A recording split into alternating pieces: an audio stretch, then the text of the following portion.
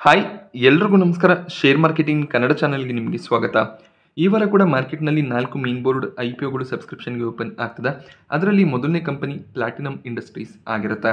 Platinum industries 2016ರಲ್ಲಿ ಪ್ರಾರಂಭವಾದಂಥ ಒಂದು chemical ಸೆಕ್ಟರ್ನ company ಆಗಿರ್ತಾರೆ. ಇವರು PVC ಸ್ಟೆಬಿಲೈಸರ್ಸ್ಗಳನ್ನು ಮ್ಯಾನುಫ್ಯಾಕ್ಚರ್ ಮಾಡುವಂಥ ಕಂಪನಿ. ಈ ಒಂದು ಕಂಪನಿ ಮ್ಯಾನುಫ್ಯಾಕ್ಚರ್ ಮಾಡುವಂಥ PVC ಸ್ಟೆಬಿಲೈಸರ್ಸ್ಗಳ ಬಳಕೆ PVC ಪೈಪ್ಗಳಲ್ಲಿ ಹಾಗೆ PVC ಪ್ರಾಡಕ್ಟ್ಸ್ಗಳಲ್ಲಿ ಆಗುತ್ತೆ. ಈ PVC ಸ್ಟೆಬಿಲೈಸರ್ಸ್ಗಳು PVC ಪ್ರಾಡಕ್ಟ್ಸ್ಗಳ ಡ್ಯೂರೇಬಿಲಿಟಿ ಮತ್ತು ಪರ್ಫಾರ್ಮೆನ್ಸನ್ನು ಇನ್ಕ್ರೀಸ್ ಮಾಡುತ್ತೆ. PVC ಪ್ರಾಡಕ್ಟ್ಸ್ಗಳ ಥರ್ಮಲ್ ಸ್ಟೆಬಿಲಿಟಿಯನ್ನು ಇಂಪ್ರೂವ್ ಮಾಡೋದಕ್ಕೆ ಇವರ ಪ್ರಾಡಕ್ಟ್ಸ್ಗಳ ಬಳಕೆ ಆಗುತ್ತೆ. ಭಾರತದಲ್ಲಿ ಅಂದರೆ ಡೊಮೆಸ್ಟಿಕ್ ಮಾರ್ಕೆಟ್ನಲ್ಲಿ 13% ಮಾರ್ಕೆಟ್ ಶೇರನ್ನು ಹೊಂದಿದ್ದು ಮೂರನೇ ಅತಿ ದೊಡ್ಡ PVC stabiliser manufacturer company platinum industries ಆಗಿರ್ತಾರೆ. ಪ್ಲಾಟಿನಮ್ ಇಂಡಸ್ಟ್ರೀಸ್ನ ಮ್ಯಾನುಫ್ಯಾಕ್ಚರಿಂಗ್ ಫೆಸಿಲಿಟಿ ಮಹಾರಾಷ್ಟ್ರದಲ್ಲಿ ನೋಡೋದಕ್ಕೆ ಸಿಗುತ್ತೆ. ಪಾಲ್ಘರ್ನ ಪೋರ್ಟ್ನ ಬಳಿಯಲ್ಲಿ 21,000 ಸ್ಕ್ವೇರ್ ಫೀಟ್ನ ಲ್ಯಾಂಡ್ನಲ್ಲಿ ಇವರು ತಮ್ಮ ಮ್ಯಾನುಫ್ಯಾಕ್ಚರಿಂಗ್ ಫೆಸಿಲಿಟಿಯನ್ನು ಹೊಂದಿದ್ದಾರೆ. ಹಾಗೆಯೇ ಎರಡನೇ ಮ್ಯಾನುಫ್ಯಾಕ್ಚರಿಂಗ್ ಫೆಸಿಲಿಟಿಯನ್ನು ಕೂಡ ಪಾಲ್ಘರ್ನಲ್ಲೇ ಸ್ಟಾರ್ಟ್ ಮಾಡಬೇಕು ಅಂತ ಇದ್ದಾರೆ. ಹಾಗೆ ಈಜಿಪ್ಟ್ನಲ್ಲಿ ಕೂಡ ಮ್ಯಾನುಫ್ಯಾಕ್ಚರಿಂಗ್ ಫೆಸಿಲಿಟಿಯನ್ನು ಸ್ಟಾರ್ಟ್ ಮಾಡುವಂಥ ಪ್ಲಾನ್ಸ್ ಇದೆ. 2023ರ ಮಾರ್ಚ್ನ ವೇಳೆಗೆ ಕಂಪನಿ 71 ಎಂಪ್ಲಾಯೀಸ್ಗಳನ್ನು ಹೊಂದಿದ್ದಾರೆ. ಸೊ ಒಂದು ಸಣ್ಣ ಸೈಜ್ನಲ್ಲಿ ಕೆಲಸ ಮಾಡುವಂತಹ ಕಂಪನಿ ಪೋರ್ಟ್ನ ಬಳಿಯಲ್ಲೇ ತಮ್ಮ ಒಂದು ಮ್ಯಾನುಫ್ಯಾಕ್ಚರಿಂಗ್ ಫೆಸಿಲಿಟಿ ಇರೋದ್ರಿಂದ ಟ್ರಾನ್ಸ್ಪೋರ್ಟೇಷನ್ ಕೂಡ ಸುಲಭ ಆಗುತ್ತೆ. ಅವರು ತಮ್ಮ ರಾ ಮೆಟೀರಿಯಲ್ಸ್ಗಳನ್ನು ಇಂಪೋರ್ಟ್ ಮಾಡ್ಕೊಳ್ಳೋದಕ್ಕೆ ಅಥವಾ ಫಿನಿಶ್ಡ್ ಪ್ರಾಡಕ್ಟ್ಸ್ಗಳನ್ನು ಎಕ್ಸ್ಪೋರ್ಟ್ ಮಾಡೋದಕ್ಕೆ ಸೊ ಈ ಒಂದು ಪೋರ್ಟನ್ನು ಬಳಸ್ಕೋಬೋದಾಗುತ್ತೆ. ಕಂಪನಿಯ ಸ್ಟ್ರೆಂತ್ಸನ್ನು ಅಬ್ಸರ್ವ್ ಮಾಡಿದಾಗ ಒಂದು ಕನ್ಸಿಸ್ಟೆಂಟ್ ಫಿನಾನ್ಷಿಯಲ್ ಪರ್ಫಾರ್ಮೆನ್ಸ್ ಇರುವಂಥ ಕಂಪನಿ ಆಗಿರ್ತಾರೆ. ಇವರ ರೆವಿನ್ಯೂ ಮತ್ತು ಪ್ರಾಫಿಟ್ನಲ್ಲಿ ಒಳ್ಳೆಯ ಒಂದು ಗ್ರೋತ್ ಇಯರ್ ಆನ್ ಇಯರ್ ನೋಡೋದಕ್ಕೆ ಸಿಕ್ಕಿದೆ. ಮ್ಯಾನುಫ್ಯಾಕ್ಚರಿಂಗ್ ಫೆಸಿಲಿಟಿನಲ್ಲೇ R&D ಕೆಪಬಿಲಿಟೀಸನ್ನು ಹೊಂದಿದ್ದಾರೆ. ಹೊಸ ಪ್ರಾಡಕ್ಟ್ಸ್ಗಳ ರಿಸರ್ಚನ್ನು ಮಾಡ್ತಿರ್ತಾರೆ. ಕ್ಲೈಂಟ್ಸ್ಗಳ ರಿಕ್ವೈರ್ಮೆಂಟ್ನ ಪ್ರಕಾರ ಪ್ರಾಡಕ್ಟ್ಸ್ಗಳ ಮ್ಯಾನುಫ್ಯಾಕ್ಚರಿಂಗ್ ಆಗ್ತಿರುತ್ತೆ. ಹಾಗೆ ಆ ಪ್ರಾಡಕ್ಟ್ಸ್ಗಳನ್ನು ಇವರೇ ಡೆವಲಪ್ ಕೂಡ ಮಾಡ್ತಾರೆ. ಡೈವರ್ಸಿಫೈಡ್ ಪ್ರಾಡಕ್ಟ್ ಪೋರ್ಟ್ಫೋಲಿಯೋನ ಹೊಂದಿದ್ದಾರೆ. ಕೇವಲ PVC ಸ್ಟೆಬಿಲೈಸರ್ಸ್ಗಳ ಮ್ಯಾನುಫ್ಯಾಕ್ಚರಿಂಗ್ ಅಷ್ಟೇ ಅಲ್ಲದೆ ಬೇರೆ ಸೋರ್ಸ್ಗಳಿಂದ ಕೂಡ ರೆವೆನ್ಯೂನ ಜನರೇಟ್ ಮಾಡ್ತಾರೆ. ಲೂಬ್ರಿಕೆಂಟ್ಸ್ಗಳು, ಅಡಿಕ್ಟಿವ್ಸ್ಗಳು ಹಾಗೆಯೇ ಟ್ರೇಡಿಂಗ್ ಬಿಸ್ನೆಸ್ನಿಂದ ಕೂಡ ರೆವೆನ್ಯೂ ಜನರೇಟ್ ಆಗೋದು ಕಾಣಿಸುತ್ತೆ. ಹಾಗೆ ಈ ಒಂದು ಇಂಡಸ್ಟ್ರಿಗೆ ಎಂಟ್ರಿ ತಗೊಳ್ಳೋದು ಅಷ್ಟು ಸುಲಭವಾದ ವಿಷಯ ಆಗಿರೋದಿಲ್ಲ. ಎಲ್ಲ ಕೆಮಿಕಲ್ ಕಂಪನಿಗಳು PVC ಸ್ಟೆಬಿಲೈಸರ್ಸನ್ನು ಮ್ಯಾನುಫ್ಯಾಕ್ಚರ್ ಮಾಡೋದಕ್ಕೆ ಸಾಧ್ಯ ಆಗೋದಿಲ್ಲ. ಅದರಲ್ಲಿ ಕೆಲವೊಂದಿಷ್ಟು ಟೆಕ್ನಿಕಲ್ ಮ್ಯಾಟರ್ಸ್ ಕೂಡ ಇನ್ವಾಲ್ವ್ ಆಗಿರೋದ್ರಿಂದ ಅದರ ಬಗ್ಗೆ ಕಂಪ್ಲೀಟ್ ನಾಲೆಡ್ಜ್ ಇದ್ದರೆ ಮಾತ್ರ ಈ ರೀತಿಯ ಪ್ರಾಡಕ್ಟ್ಸ್ಗಳನ್ನು ಮ್ಯಾನುಫ್ಯಾಕ್ಚರ್ ಮಾಡೋದಕ್ಕೆ ಸಾಧ್ಯ ಆಗೋದು. ಆದ್ದರಿಂದ ಎಂಟ್ರಿ ಬ್ಯಾರಿಯರ್ ಕೂಡ ಈ ಕಂಪನಿಗೆ ಒಂದು ಸ್ಟ್ರೆಂತ್ ಆಗಿರುತ್ತೆ. ಸೊ ಬೇರೆ ಪ್ಲೇಯರ್ಗಳು ಎಂಟರ್ ಆಗೋದಕ್ಕೆ ಸಾಧ್ಯನೇ ಆಗೋದಿಲ್ಲ ಅನ್ನುವಂಥ ಒಂದು ಇಂಡಸ್ಟ್ರಿ ಅಲ್ಲ. ಬಟ್ ಸ್ಟಿಲ್ ಭಾಳಷ್ಟು ಪ್ಲೇಯರ್ಗಳ ಎಂಟ್ರಿ ರೆಸ್ಟ್ರಿಕ್ಟೆಡ್ ಇರುತ್ತೆ. ಕಂಪನಿಯಲ್ಲಿ ಕೆಲವೊಂದಿಷ್ಟು ವೀಕ್ನೆಸ್ ಕೂಡ ನೋಡೋದಕ್ಕೆ ಸಿಗುತ್ತೆ. ಮೇಜರ್ ಆಗಿ ಒಂದೇ ಒಂದು ಮ್ಯಾನುಫ್ಯಾಕ್ಚರಿಂಗ್ ಫೆಸಿಲಿಟಿಯನ್ನು ಹೊಂದಿದ್ದಾರೆ. ಹೆಚ್ಚಿನ ಒಂದು ಪ್ರಾಡಕ್ಟ್ ಡಿಮ್ಯಾಂಡ್ ಬಂದರೆ ಅವರು ಮ್ಯಾನುಫ್ಯಾಕ್ಚರಿಂಗನ್ನು ಮಾಡೋದಕ್ಕೆ ಸಾಧ್ಯ ಆಗೋದಿಲ್ಲ. ಅದೆಲ್ಲೋ ಒಂದು ಕಡೆ ಕಂಪನಿಗೆ ವೀಕ್ನೆಸ್ ಆಗುವಂಥ ಚಾನ್ಸಸ್ ಇದೆ. ಆದ್ದರಿಂದ ಅವರು ತಮ್ಮ ಕೆಪಾಸಿಟಿ ಎಕ್ಸ್ಪಾನ್ಷನನ್ನು ಮಾಡಬೇಕು ಅಂತ ಇದ್ದಾರೆ. ಬೇರೆ ಕಂಟ್ರಿಗಳಲ್ಲಿ ಕೂಡ ಮ್ಯಾನುಫ್ಯಾಕ್ಚರಿಂಗ್ ಫೆಸಿಲಿಟಿಯನ್ನು ಸ್ಟಾರ್ಟ್ ಮಾಡುವಂಥ ಪ್ಲಾನ್ಸ್ಗಳು ಕೂಡ ಇದೆ. ಸೊ ಸದ್ಯಕ್ಕೆ ಸಿಂಗಲ್ ಮ್ಯಾನುಫ್ಯಾಕ್ಚರಿಂಗ್ ಫೆಸಿಲಿಟಿ ಒಂದು ವೀಕ್ನೆಸ್ ಆಗ್ಬೋದು. ಹಾಗೆ ಬೇರೆ ಬೇರೆ ಟೆರಿಟರಿಗಳಲ್ಲಿ ಎಕ್ಸ್ಪಾನ್ಷನ್ ಪ್ಲಾನ್ಸನ್ನು ಹೊಂದಿದ್ದಾರೆ. ಬಟ್ ಪ್ರತಿಯೊಂದು ಕಂಟ್ರಿಯಲ್ಲಿ ಇವರು ತಮ್ಮ ಬಿಸ್ನೆಸ್ಸನ್ನು ಸ್ಟಾರ್ಟ್ ಮಾಡಬೇಕು ಅಂದಾಗ ಆ ಪರ್ಟಿಕ್ಯುಲರ್ ಗೌರ್ಮೆಂಟ್ನ ಕಡೆಯಿಂದ ಅಪ್ರೂವಲ್ಸ್ಗಳು ಬೇಕಾಗುತ್ತೆ. ಎಕ್ಸಾಂಪಲ್ಗೆ ಈಜಿಪ್ಟ್ನಲ್ಲಿ ಮ್ಯಾನುಫ್ಯಾಕ್ಚರಿಂಗ್ ಫೆಸಿಲಿಟಿಯನ್ನು ಸ್ಟಾರ್ಟ್ ಮಾಡಬೇಕು ಅಂತ ಇದ್ದಾಗ ಈಜಿಪ್ಟ್ ಗೌರ್ಮೆಂಟ್ನ ಕಡೆಯಿಂದ ಕ್ಲಿಯರೆನ್ಸ್ ಸಿಗಬೇಕಾಗುತ್ತೆ. ಆಗ ಮಾತ್ರ ಬಿಸ್ನೆಸ್ಸನ್ನು ಸಕ್ಸಸ್ಫುಲ್ ಆಗಿ ಮಾಡ್ಬೋದಾಗುತ್ತೆ. ರೆವೆನ್ಯೂ ಕಾನ್ಸಂಟ್ರೇಷನ್ ರಿಸ್ಕ್ ಕೂಡ ಇದೆ. 78% ರೆವೆನ್ಯೂ ಏನಿದೆ ಟಾಪ್ 5 ಕಸ್ಟಮರ್ಗಳ ಕಡೆಯಿಂದ ಬರ್ತಿದೆ. ಹಾಗೆ ಟಾಪ್ 10 ಕಸ್ಟಮರ್ಗಳ ಕಡೆಯಿಂದ ಟೋಟಲ್ 86% ರೆವೆನ್ಯೂನ ಜನರೇಟ್ ಮಾಡ್ತಿದ್ದಾರೆ. ಸೊ ಡಿಪೆಂಡೆನ್ಸಿ ಎಲ್ಲೋ ಒಂದು ಕಡೆ ರಿಸ್ಕ್ ಆಗಿ ಕನ್ವರ್ಟ್ ಆಗ್ಬೋದು. ಹಾಗೆ ಸ್ಟ್ಯಾಟ್ಯುಟರಿ ಮತ್ತು ರೆಗ್ಯುಲೇಟರಿ ರಿಕ್ವೈರ್ಮೆಂಟ್ಸ್ಗಳನ್ನು ಕೂಡ ಕಂಪನಿ ಫಾಲೋ ಮಾಡಬೇಕಾಗುತ್ತೆ. ಹೊಸ ಲೈಸೆನ್ಸ್ಗಳನ್ನು ತಗೊಳ್ಳೋದು ಹಾಗೆ ಹೊಸ ಪ್ರಾಡಕ್ಟ್ಸ್ಗಳನ್ನು ಇವರು ಡೆವಲಪ್ ಮಾಡಿದಾಗ ಅದಕ್ಕೆ ಗೌರ್ಮೆಂಟ್ ಅಥಾರಿಟಿಗಳ ಕಡೆಯಿಂದ ಅಪ್ರೂವಲನ್ನು ತಗೊಳ್ಳೋದು ಎಲ್ಲ ಕೂಡ ಮ್ಯಾಂಡೇಟರಿ ಆಗಿರುತ್ತೆ. ಸೊ ಯಾವುದೋ ಒಂದು ಪ್ರಾಡಕ್ಟ್ಗೆ ಅಪ್ರೂವಲ್ ಸಿಗಲಿಲ್ಲ ಅಂದರೆ ಅದೆಲ್ಲೋ ಒಂದು ಕಡೆ ನೆಗೆಟಿವ್ ಆಗುವಂಥ ಚಾನ್ಸಸ್ಗಳು ಕೂಡ ಇರುತ್ತೆ.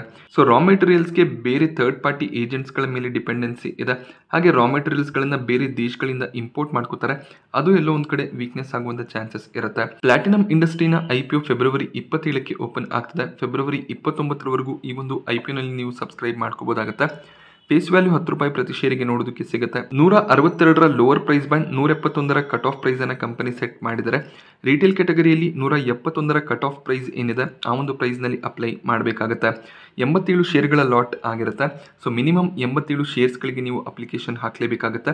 87 ಶೇರ್ಸ್ಗೆ ಅಪ್ಲಿಕೇಶನ್ ಹಾಕೋದಕ್ಕೆ ₹14,877 ಬೇಕಾಗುತ್ತೆ. ಮ್ಯಾಕ್ಸಿಮಮ್ ಒಬ್ಬ ರಿಟೇಲ್ ಇನ್ವೆಸ್ಟರ್ 13 ಲಾಟ್ಗಳಿಗೆ ಅಪ್ಲಿಕೇಶನ್ ಹಾಕ್ಬೋದು. 13 ಲಾಟ್ಗೆ ಅಪ್ಲೈ ಮಾಡೋದಕ್ಕೆ ₹1,93,401 ಬೇಕಾಗುತ್ತೆ. ಹಾಗೆಯೇ IPO ಅಲಾಟ್ಮೆಂಟ್ ಡೇಟ್ 1 ಮಾರ್ಚ್ ಆಗಿದೆ.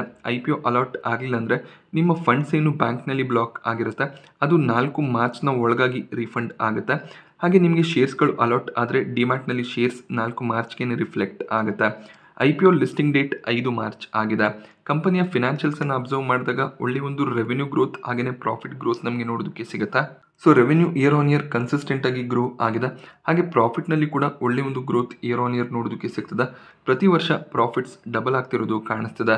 2023ರ ಫಿನಾನ್ಷಿಯಲ್ ಇಯರ್ನಲ್ಲಿ 38 ಕೋಟಿಯ ಪ್ರಾಫಿಟ್ಸನ್ನು ಡಿಕ್ಲೇರ್ ಮಾಡಿದ್ರು.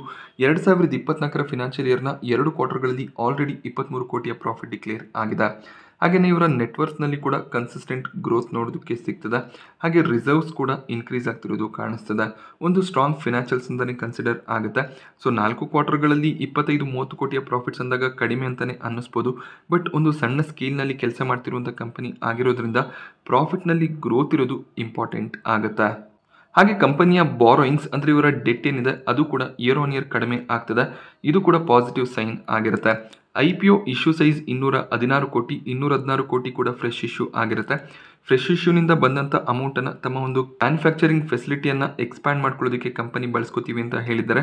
ಹಾಗೆ ಏನು ಡೆಟ್ ಇದೆ ಅದನ್ನು ಕೂಡ ಕ್ಲಿಯರ್ ಮಾಡುವಂಥ ಪ್ಲಾನ್ಸ್ ಇದೆ. QIBಗಳಿಗೆ 50% ಆಫರನ್ನು ಮಾಡ್ತಿದ್ದಾರೆ. NIA ಕ್ಯಾಟಗರಿಯಲ್ಲಿ 15% ಆಫರ್ ಇರುತ್ತೆ.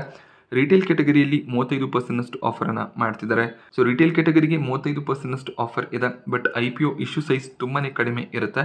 ಆದ್ದರಿಂದ ಒಳ್ಳೆ ಒಂದು ಸಬ್ಸ್ಕ್ರಿಪ್ಷನ್ ಬಂದರೆ ಅಲಾಟ್ಮೆಂಟ್ನ ಚಾನ್ಸಸ್ ಕಡಿಮೆ ಆಗುತ್ತೆ. ಸೊ ಫ್ಯಾಮಿಲಿ ಮೆಂಬರ್ಸ್ನ ಹೆಸರಿನಲ್ಲಿ ಮಲ್ಟಿಪಲ್ ಡಿಮ್ಯಾಟ್ ಅಕೌಂಟ್ಸ್ ಇದ್ದರೆ ಆಗ ಅಲಾಟ್ಮೆಂಟ್ ಚಾನ್ಸಸನ್ನು ಇನ್ಕ್ರೀಸ್ ಮಾಡ್ಕೋಬೋದಾಗತ್ತೆ. ವ್ಯಾಲ್ಯೂಯೇಷನನ್ನು ಅಬ್ಸರ್ವ್ ಮಾಡಿದಾಗ 157ರ ಕಟ್ ಆಫ್ ಪ್ರೈಸ್ ಏನಿದೆ, ಕಟ್ ಆಫ್ ಪ್ರೈಸ್ನಲ್ಲಿ ಟೋಟಲ್ ಮಾರ್ಕೆಟ್ ಕ್ಯಾಪ್ 860 ಕೋಟಿ ಅರೌಂಡಲ್ಲಿ ನೋಡೋದಕ್ಕೆ ಸಿಗುತ್ತೆ. ಇದೊಂದು ಮೈಕ್ರೋ ಕ್ಯಾಪ್ನ ಕಂಪನಿ ಅಂತ ನಾವು ಕನ್ಸಿಡರ್ ಮಾಡ್ಕೋಬೋದು. ಅರ್ನಿಂಗ್ ಪರ್ ಶೇರ್ ₹9.42 ನೋಡೋದಕ್ಕೆ ಸಿಗುತ್ತೆ. 16-17ರ PEಯಲ್ಲಿ ಮಾರ್ಕೆಟ್ನಲ್ಲಿ ಲಿಸ್ಟ್ ಆಗಬೇಕು ಅಂತ ಇದ್ದಾರೆ. ಇಂಡಸ್ಟ್ರಿ PE 24ರ ಅರೌಂಡಲ್ಲಿ ನೋಡೋದಕ್ಕೆ ಸಿಗುತ್ತೆ. ಸೊ PVC ಸ್ಟೆಬಿಲೈಸರ್ಸ್ಗಳನ್ನು ಮ್ಯಾನುಫ್ಯಾಕ್ಚರ್ ಮಾಡುವಂಥ ಯಾವುದೇ ಒಂದು ಕಂಪನಿ ಇಲ್ಲಿವರೆಗೂ ಮಾರ್ಕೆಟ್ನಲ್ಲಿ ಲಿಸ್ಟ್ ಆಗಿಲ್ಲ. ಸೊ ಸಿಮಿಲರ್ ಪ್ರಾಡಕ್ಟ್ಸ್ಗಳನ್ನು ಮ್ಯಾನುಫ್ಯಾಕ್ಚರ್ ಮಾಡುವಂಥ 2 ಕಂಪನಿಗಳು ಮಾರ್ಕೆಟ್ನಲ್ಲಿ ಲಿಸ್ಟ್ ಆಗಿದೆ. ಸೊ 2 ಕಂಪನಿಗಳನ್ನು ಕಾಂಪಿಟೇಟರ್ಸ್ ಆಗಿ DRHPನಲ್ಲಿ ಇವರು ಮೆನ್ಷನ್ ಮಾಡಿದ್ದಾರೆ. ಸುಪ್ರೀಂ ಪೆಟ್ರೋಕೆಮಿಕಲ್ ಹಾಗೆಯೇ ಆಪ್ಕೋಟೆಕ್ಸ್ ಇಂಡಸ್ಟ್ರೀಸ್ ಇವರ ಕಾಂಪಿಟೇಟರ್ಸ್ ಆಗಿರ್ತಾರೆ. 2 ಕಂಪನಿಗಳು 23-24ರ PEಯಲ್ಲಿ ಟ್ರೇಡ್ ಆಗ್ತದೆ. ಸೊ ಅದೇ ಒಂದು ವ್ಯಾಲ್ಯೂಯೇಷನ್ನಲ್ಲೇ ಪ್ಲಾಟಿನಮ್ ಇಂಡಸ್ಟ್ರೀಸ್ ಕೂಡ ತಮ್ಮ IPOನ ತರ್ತಾ ಇದ್ದಾರೆ. ಪ್ಲಾಟಿನಮ್ ಇಂಡಸ್ಟ್ರೀಸ್ನ IPO registrar big share service private limited ಆಗಿದ್ದು ಇವರ ವೆಬ್ಸೈಟ್ನಲ್ಲಿ ಅಲಾಟ್ಮೆಂಟ್ ಸ್ಟೇಟಸನ್ನು ಚೆಕ್ ಮಾಡಬೇಕಾಗುತ್ತೆ. ಹಾಗೆ ಕೊನೆಯದಾಗಿ ಎಷ್ಟು ಗ್ರೇ ಮಾರ್ಕೆಟ್ ಪ್ರೀಮಿಯಂ ನಡೀತಿದೆ ಅಂತ ನಾವು ಅಬ್ಸರ್ವ್ ಮಾಡಿದಾಗ 90ರ ಗ್ರೇ ಮಾರ್ಕೆಟ್ ಪ್ರೀಮಿಯಂ ನೋಡೋದಕ್ಕೆ ಸಿಗ್ತದೆ. ಸೊ ಆಲ್ಮೋಸ್ಟ್ 50% ಲಿಸ್ಟಿಂಗ್ ಏನು ಎಕ್ಸ್ಪೆಕ್ಟೇಷನ್ ಇರುತ್ತೆ. 7,000-7,500 ರೂಪಾಯಿಷ್ಟು ಪ್ರಾಫಿಟ್ಸನ್ನು ಎಕ್ಸ್ಪೆಕ್ಟ್ ಮಾಡ್ಬೋದಾಗುತ್ತೆ. ಖಂಡಿತವಾಗ್ಲೂ ಲಿಸ್ಟಿಂಗ್ ಏನ್ಗಳಿಗೋಸ್ಕರ ಅಪ್ಲಿಕೇಶನ್ಸನ್ನು ಹಾಕ್ಬೋದು. ಹಾಗೆ ಮೀಡಿಯಂ ಟರ್ಮ್ಗೆ ಕೂಡ ಈ ಒಂದು ಕಂಪನಿಯನ್ನು ಕಂಟಿನ್ಯೂ ಮಾಡ್ಬೋದಾಗುತ್ತೆ. ಒಂದು ಮೊನೋಪೋಲಿ ಸ್ಟ್ರಕ್ಚರ್ ಇರುವಂಥ ಬಿಸ್ನೆಸ್ ಆಗಿರೋದ್ರಿಂದ ಲಾಂಗ್ ಟರ್ಮ್ನಲ್ಲಿ ಒಳ್ಳೆ ಒಂದು ಗ್ರೋತ್ನ ಪ್ರಾಸ್ಪೆಕ್ಟಿವ್ ಇರುತ್ತೆ. ಹಾಗೆ ಕಂಪನಿ ಎಕ್ಸ್ಪ್ಯಾನ್ಷನ್ನ ಬಗ್ಗೆ ಒಳ್ಳೆ ಒಂದು ಪ್ಲಾನ್ಸ್ಗಳನ್ನು ಹೊಂದಿದ್ದಾರೆ. ಈಜಿಪ್ಟ್ನಲ್ಲಿ ಕೂಡ ಮ್ಯಾನುಫ್ಯಾಕ್ಚರಿಂಗ್ ಯೂನಿಟನ್ನು ಸ್ಟಾರ್ಟ್ ಮಾಡಬೇಕು ಅಂತ ಇದ್ದಾರೆ. ಸೊ ಒಳ್ಳೆ ಒಂದು ಗ್ರೋತ್ನ ಎಕ್ಸ್ಪೆಕ್ಟೇಷನ್ಸ್ ಕೂಡ ಇರೋದ್ರಿಂದ ಕ್ವಾರ್ಟರ್ ಆನ್ ಕ್ವಾರ್ಟರ್ ರಿಸಲ್ಟ್ಸನ್ನು ಅಬ್ಸರ್ವ್ ಮಾಡ್ತಾ ಕಂಪನಿಯ ಶೇರ್ಸ್ಗಳನ್ನು ಹೋಲ್ಡ್ ಮಾಡ್ಬೋದಾಗುತ್ತೆ. ಪ್ಲಾಟಿನಮ್ ಇಂಡಸ್ಟ್ರೀಸ್ನ ಬಗ್ಗೆ ನಾನು ನಿಮಗೆ ಕೊಟ್ಟಂಥ ಇನ್ಫಾರ್ಮೇಷನ್ ಇಷ್ಟ ಆದರೆ ವಿಡಿಯೋನ ಲೈಕ್ ಮಾಡಿ. ಹಾಗೆ ಇದೇ ರೀತಿಯ ಮಾರ್ಕೆಟ್ ಅಪ್ಡೇಟ್ಸ್ಗಳಿಗೋಸ್ಕರ IPO ರಿವ್ಯೂಸ್ಗೋಸ್ಕರ ಚಾನಲ್ನ ಸಬ್ಸ್ಕ್ರೈಬ್ ಮಾಡ್ಕೊಳ್ಳಿ. Thank you friends.